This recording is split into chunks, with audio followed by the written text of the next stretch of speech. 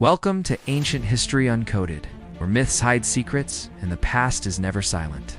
This is where the deep lore really shines. In Hesiod's Theogony, Zeus wins through sheer power, casting the Titans into the abyss.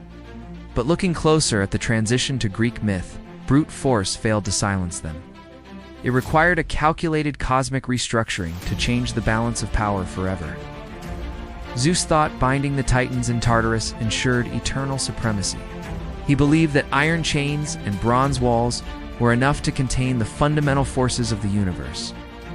But overlooking a single crucial detail allowed the oldest generation to plot a devastating counterstrike.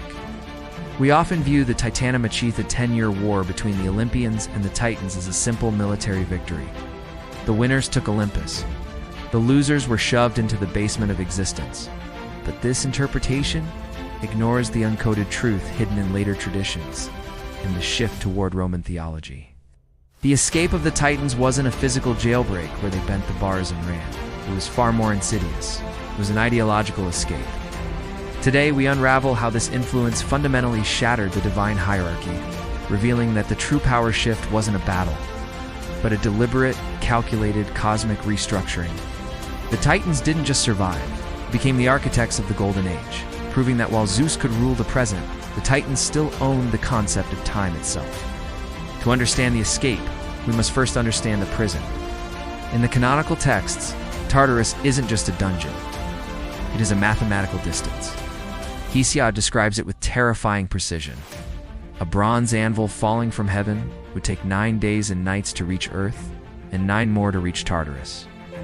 It is a damp, moldy place at the deepest roots of the cosmos, surrounded by a fence of bronze and wrapped in triple layers of night. This is where Zeus deposited his father, Kronos, and the insurrectionist Titans. But Zeus knew that stone walls do not hold gods. This is why he installed the Hecatoncheires, Cottes, Briareus, and Gyges as the ultimate jailers. These hundred-handed ones were the only beings capable of matching the Titans in raw physical output. They represented the chaotic, multi-limbed force of nature that even the gods feared. However, there is a flaw in this design. By placing the Titans at the roots of the earth and sea, Zeus inadvertently integrated them into the foundation of his new world. They weren't removed from the board, or buried under the board. Every tremor, every volcanic rumble, and every shift in the tectonic plates served as a reminder. The foundation of Olympus was built on the backs of the defeated. They couldn't fight Zeus directly from the pit. Zeus could only be beaten by Typhon later on, a monster who ripped out. Zeus's sinews, the chained Titans, certainly couldn't win a wrestling match. They had to pull off a different kind of victory. They had to wait for the world to need them again. In Hesiod's Theogony, the war is decided when Zeus releases the Hecatoncheires and Cyclopes, overwhelming the Titans with thunderbolts and boulders. It is a victory of superior firepower. But in Apollodorus, and certainly in the transition to Roman myth, we see that brute force failed to kill the idea of the Titans. You cannot kill a Titan because they are not just biological entities. They are cosmic constants. Kronos is time. Hyperion is light. Oceanus is the world river. You cannot execute time.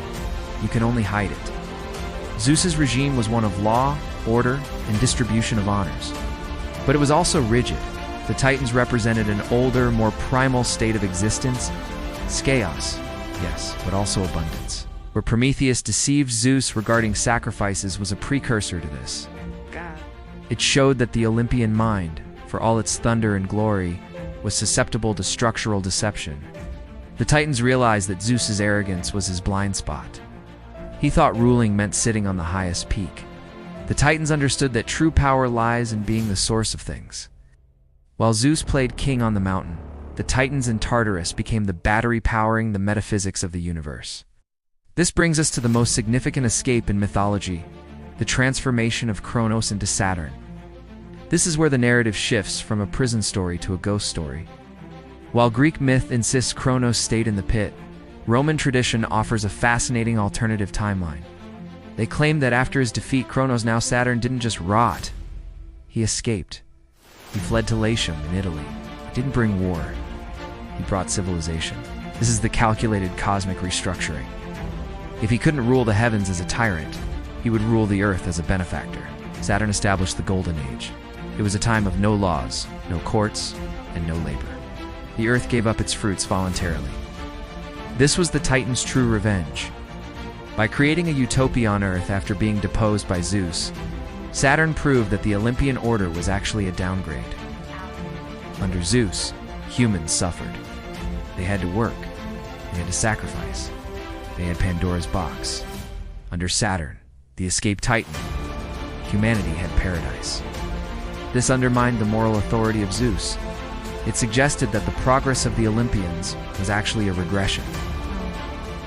The Titans didn't need to storm Olympus. They simply had to exist in the cultural memory as the better time.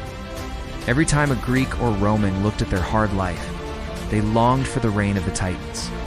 That is a level of psychological warfare that a lightning bolt cannot stop. This influence wasn't just abstract, it was ritualized. Enter the Saturnalia.